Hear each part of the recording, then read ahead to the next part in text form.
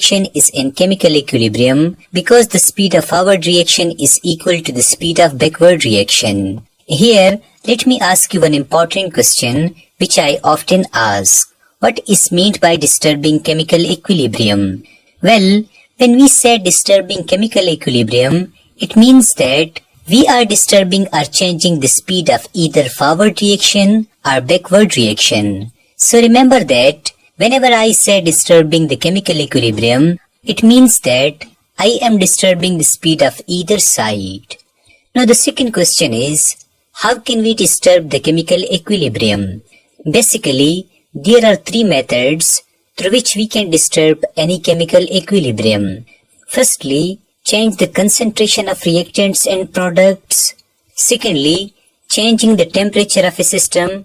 And thirdly, changing the pressure of a system.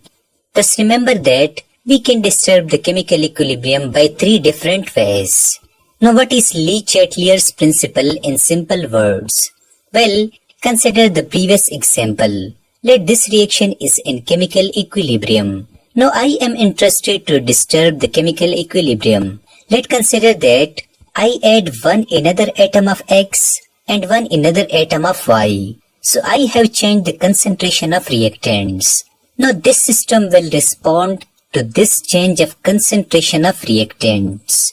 Let me repeat it. This system will respond to this change of concentration of reactants. Here, the change is simple. I mean, the concentration of reactants is large and the concentration of product is small. So what will be the response of this system? It is very simple. The rate of forward reaction will become high to make more products.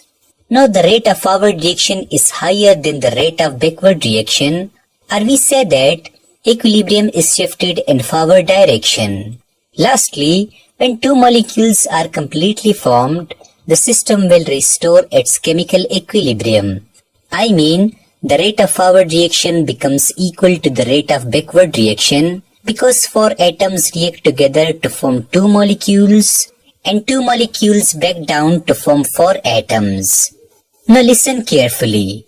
Overall, we learn that if we disturb the chemical equilibrium of a reversible reaction, it will respond to the change and will restore its chemical equilibrium. Let me repeat it. If we disturb the chemical equilibrium of a reversible reaction, it will respond to the change and will restore its chemical equilibrium. This is what the Chatellier's principle state. So note it down, this super easy definition of Chatellier's principle, which is often made very difficult. Now let me teach you my personal trick of Chatellier's principle. For example, consider these reversible reactions. Now what will happen if we increase the concentration of hydrogen gas in this case and decrease the concentration of nitrogen gas in this case? Well, I use my personal trick.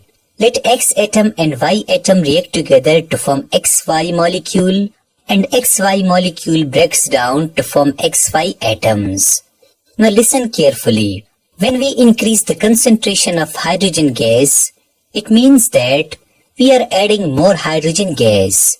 Here, if I ask you what is changed, your answer is simple. There are more reactants and less product. Secondly, if I ask you what is the response of this system, your answer is again simple. The equilibrium will proceed in forward direction to form more products and neutralize the effect of concentration. Let me repeat it. The equilibrium will proceed in forward direction to form more products and neutralize the effect of concentration.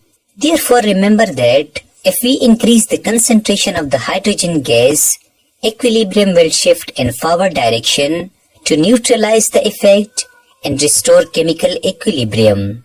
Secondly, I again write X and Y atoms. They react together to form XY molecule. Now listen carefully. When we decrease the concentration of nitrogen gas, it means that we are reducing or removing nitrogen gas. Here, if I ask you what is changing and what is the response of the system, your answer is simple.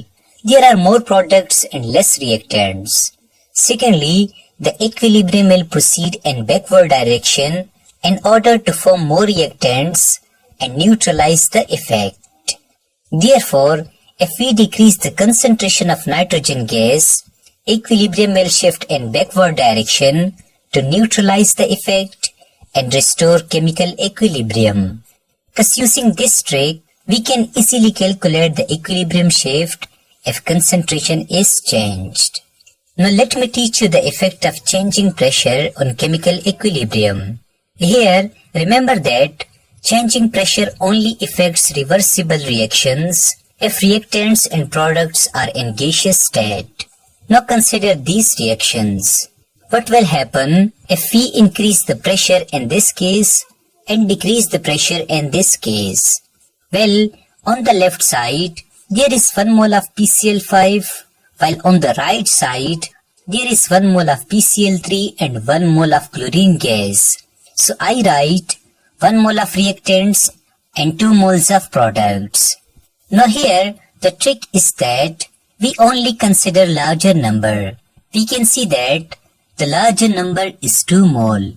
Now listen carefully. When we increase the pressure, it means that we are increasing the number of 2 moles further and putting more pressure. Let me repeat it. When we increase the pressure, it means that we are increasing the number of 2 moles further and putting more pressure. So here, the change is more pressure on products and less pressure on reactants. Can you guess the response of this system? Well, it is simple. The equilibrium will proceed in backward direction to counter the effect of pressure and restore chemical equilibrium. Secondly, in this case, we already know that there is 1 mole of reactants and there are 2 moles of products. We know that we only consider the larger number. Here, the larger number is 2. Now when we decrease the pressure, it means that we are decreasing the number of 2 moles further and putting less pressure on reactants. Let me repeat it. When we decrease the pressure, it means that we are decreasing the number of 2 moles further and putting less pressure on reactants. So here, the change is less pressure on products and more pressure on reactants. Thus the response will be the equilibrium will proceed in forward direction to counter the effect of pressure. Therefore, remember that decreasing pressure means that equilibrium will shift in forward direction. So using this simple trick, we can easily calculate the effect of change of pressure on chemical equilibrium. Here, let me teach you one bonus question. Consider this reversible reaction. What will be the effect of increasing or decreasing pressure?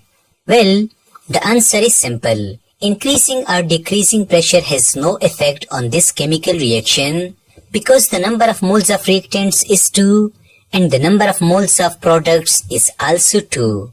So note it down that if the number of moles of reactants is equal to the number of moles of products, changing pressure doesn't affect the chemical equilibrium. Finally, let me teach you the effect of changing temperature on chemical equilibrium. Remember that if heat of enthalpy del H is negative, it is an exothermic reaction in which heat is given off to the surrounding. While if heat of enthalpy del H is positive, it is an endothermic reaction in which heat is absorbed from the surrounding. Now consider these reversible reactions. What will happen if we decrease temperature in this case and increase temperature in this case? Well, we know that this is endothermic reaction. In case of endothermic reaction, I always write here cold and I write here hot. Here, the trick is we only consider the hot side and we do not look at the cold side. Now listen carefully. If we decrease the temperature, it means that we are cooling the hot side or removing heat from the hot side. Let me repeat it. If we decrease the temperature, it means that we are cooling the hot side or removing heat from the hot side. So the change is product becomes cold and reactants become hot.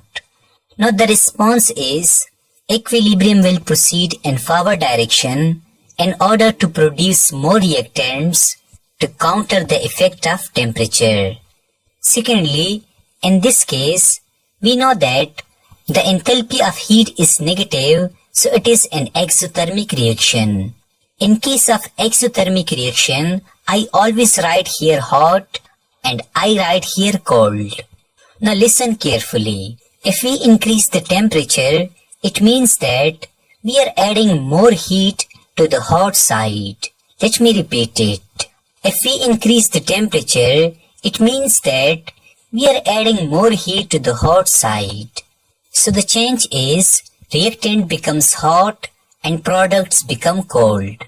Thus the response of the system will be equilibrium will shift in forward direction in order to produce more products to counter the effect of temperature. Therefore, if we increase the pressure, the equilibrium will shift in forward direction. Thus note down these examples. Lastly, let me teach you one bonus question. Why adding catalyst cannot affect the position of equilibrium? Well, it is because the catalyst speeds up the forward and the backward reaction to the same extent. So adding catalyst only speeds up the forward and backward reaction. It doesn't change the position of equilibrium. I hope that you have learned all about Chatellier's principle.